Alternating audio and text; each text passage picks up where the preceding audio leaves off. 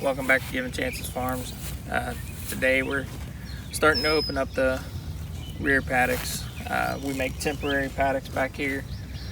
That way we can change the size according to how the grass is growing at the time.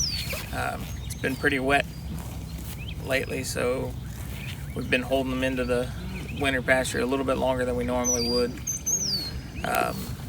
And honestly, it's kind of been one of those time frames where it's been wet and then it's been really hot, and as you can see, it's growing, but it's not growing quite the way we want it to yet. But with them coming around, it will actually help us. So we try to compact them down into smaller areas. That way we can concentrate the urine and manure similar to what we do when we're bell grazing. Bless you. And then it will also help us with weed control, because whatever they don't eat in those smaller areas, they'll actually trample. So it helps with weed control. That way we don't have to use any kind of herbicides. We're starting to get some clover. It's pretty delayed this year. Usually by now we have lots of red clover out here in this area, and in our hayfield as well. You can see it starting to come up, but it's not really flowering yet. So, but they do enjoy it to come back here and get to eat some of the fresh grass. Especially this morning, we got rain last night, just shy of an inch, and then we had some more this morning too. And we've got about an hour and a half window before the next wave of storms come rolling through. So we're trying to get them back here and let them eat. And right now, since this is the first time that they've been doing it this year for the temporary pasture, we have one that we're still working with that he's having a little bit of a difficulty respecting this temporary fence.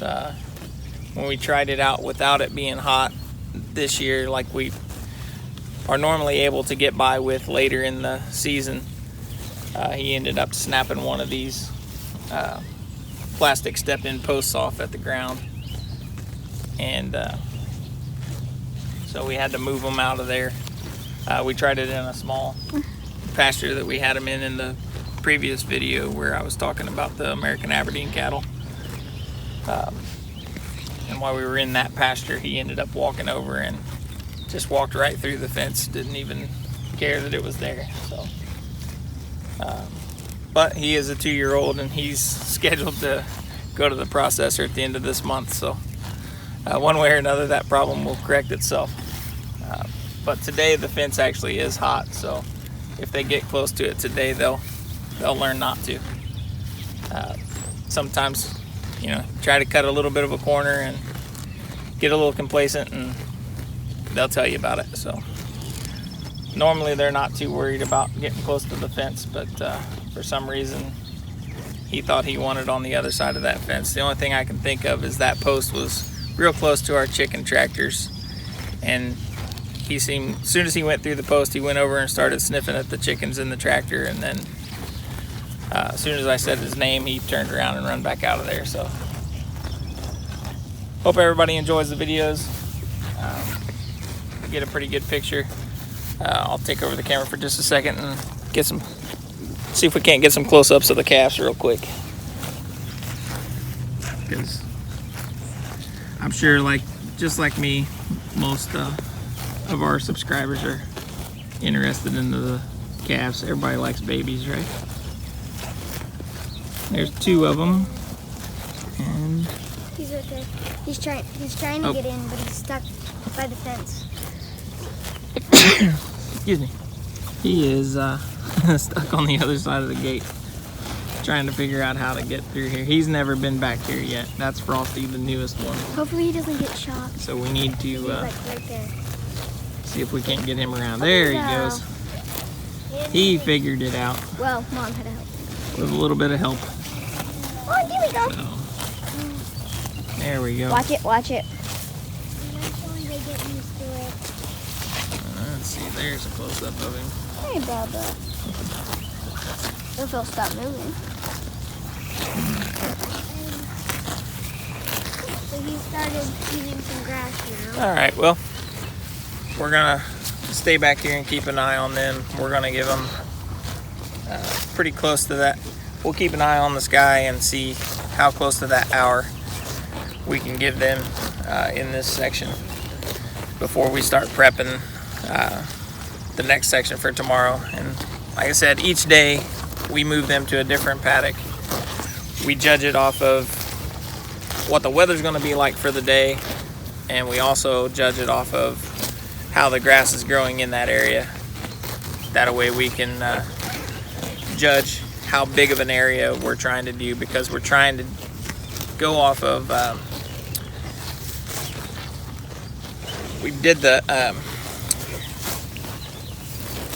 Allen Savory program on regenerative, and then we also looked at Gabe Brown's book on what was it called, soil. I don't remember that one. I'll try to get the name of that book and put it in the description below.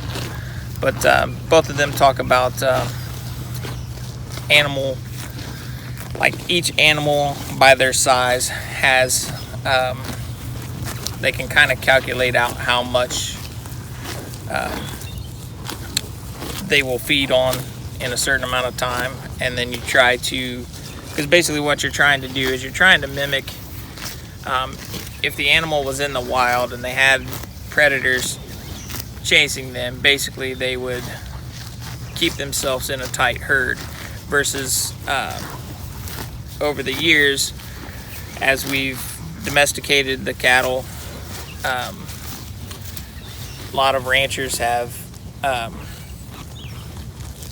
ended up expanding. They keep the herd in one pasture and they're allowed to spread out a lot more, and in actuality it kind of created more work for us, because a lot of times, you know, you have to go through and you're worried about dragging the pasture so that you can bust up the manure clumps,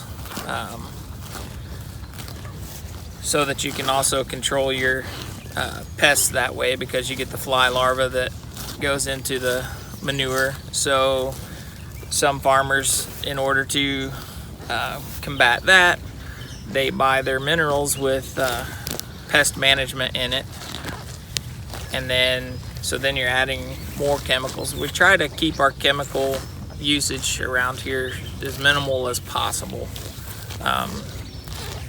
We're not to the point where we can completely get rid of them, and I don't really foresee that happening even in the near future. But we do like to know, by raising our own beef, we raise our own chickens, we raise our own pigs, that away, and vegetables in the garden as well.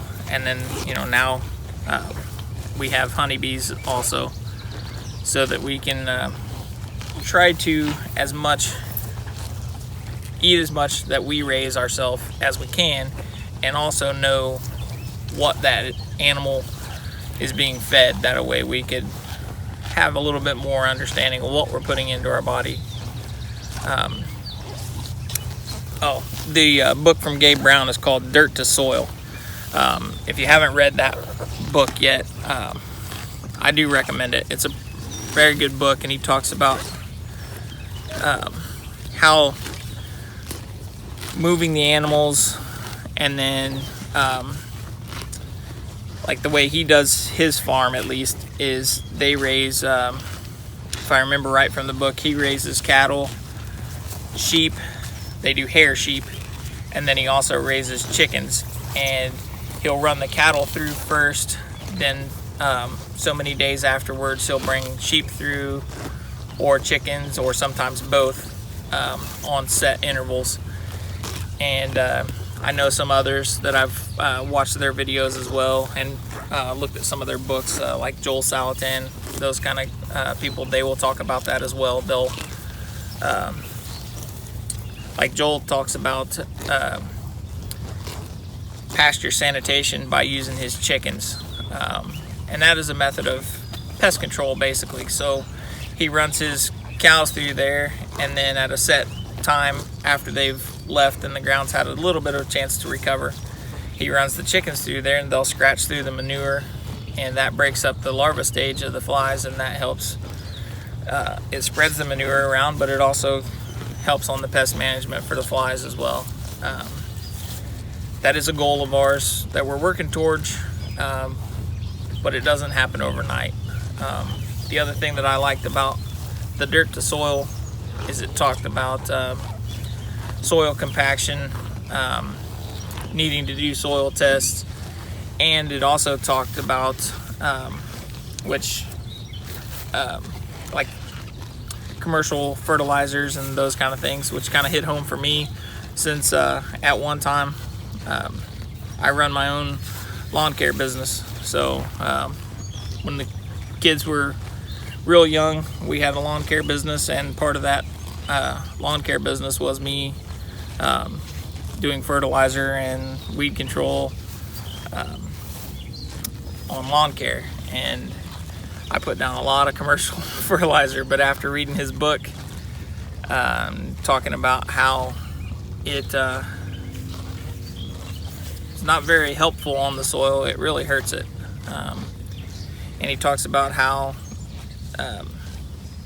you should be able to take a spade shovel out into your property, and you're really looking for the soil to be kind of like cake batter. So that's our goal with moving the cows around every day, to try to get to that point. But you know, it's going to be a marathon, it's not going to be a sprint, so we're not going to get there overnight. So, but hope everybody enjoys the videos. I know this one got a little bit long-winded for our videos, at least.